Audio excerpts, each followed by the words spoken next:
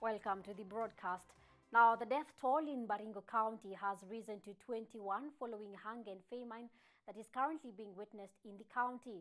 This comes even as the government maintains the death tolls happening in the 13 affected counties are not caused by drought. Kate Silale spoke to some of the experts and brings us the following report. Just a few days after reports revealed more than 10 people had died due to hunger and famine, today another 21 are reported to have lost their lives due to the same situation in Baringo County.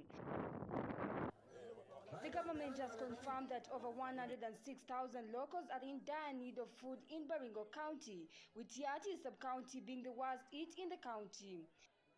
In a meeting to distribute food by Devolution Cabinet Secretary Eugene Wamalwa to the hunger victims in Ginyang Tiati sub-county, Silale, a member of County Assembly, said 17 people have so far died in 2 wards of Silale and Ribco wards.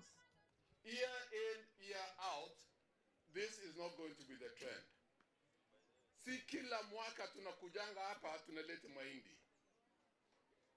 Hiyo itakuwa failure on the leadership. The devastating state of drought in Baringo and Turkana counties making it clear how the Jubilee government has not achieved one of its big 4 agenda, which is food security, despite it being allocated the highest amount of money compared to other agendas. According to government officials led by Deputy President William Ruto, the government has set aside 2 billion shillings to manage the situation. It is important for Kenyans to know that we have sufficient food in the country. The food situation in the country is stable, and there should be no cause for alarm. We have put into place about 31 dams that are going to be constructed before the rains, and also small ponds for household, whereby so far we have done 8,000, and we want to hit 10,000 before the onset of the rains. And that will now add the issue of us mitigating every time there is drought. We are coming up with a new plan. The DP's sentiments have, however, been opposed by an economic expert, Dr. Stephen Jaramba, who says the government has failed in saving the taxpayers who voted for them. And despite disbursing the 2 billion shillings, Kenyans will continue to suffer. For sustainability, that fund will always be there. But what it does, probably that would be the question, what it does. Is it really anything that we need to move away from?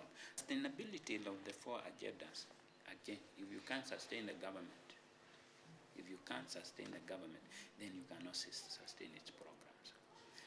Only the government in Kenya has a problem of resources. It does not have resources, even to meet its basic. Jaramba insists the government have been using billions of money in projects that cannot be seen. Looking at the target may actually not be that of benefit to an economy. The 4 agenda, health and manufacturing again, which probably you need to mention, what are you manufacturing? What would you be manufacturing as an economy? So the science may be that we have no much gain on the 4 agenda, and that direction may be to nothing.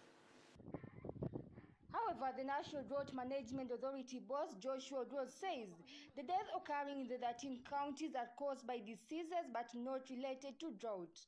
If that livestock is still okay, and that's what they depend on, why should somebody die when the livestock is still there? What happens normally, you would find that the pasture is gone, the water is gone, the livestock is dead, the crop is gone, then the human being is affected. So it's very difficult for human being to be affected before the livelihoods are lost. So looking at all these factors, we are convinced, beyond a doubt, that unless we get other reports, what we have now does not indicate any death as a result of drought. On the other hand, environmentalists say change in climate in arid and semi-arid areas is what has led to such cases. The climate change impacts that we're facing now, you see, drought is just one of the examples. And you see, when there's a drought season, it means that even our water levels are just low. And then also when there's a drought season, it means that our agriculture sector is heavily affected. And that is why a lot of people are going hungry every day. That is why a lot of people in different counties are starving because of the food insecurity issues. May it be remembered what his experience in the country is an agenda President Uhuru Kenyatta promised Kenyans his government will manage. We are taking steps to help Kenyans impacted by the long drought that had hit the country. But 1 year later, his promise remains unfruitful. The state of hunger in the country continues to worsen in different counties as many people continue to starve to death. For now, only time will tell if the 2 billion shilling disbursed to manage the situation will help. Kate Silale for KUTV in Nairobi.